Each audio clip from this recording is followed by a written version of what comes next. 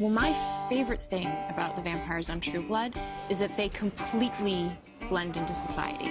Bill comes back to Montauk to try and be a good man and show that it's possible for vampires to exist in the same world as a human. True Blood is a synthetic blood which has been created by the Japanese, and it allows vampires to not have to use humans to feed. So they don't have to indulge in behaviors that are, you know, quote-unquote evil or dark. On our show, to be made vampire, you have to be at the point of death.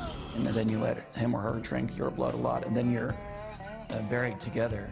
And I was buried with him while he watched over me, and I rose from the ground. That was a really fun scene to shoot, actually being buried alive.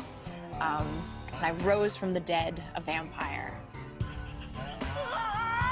So in the world of True Blood, you can kill a vampire by staking, wooden stake through the heart or any stake through the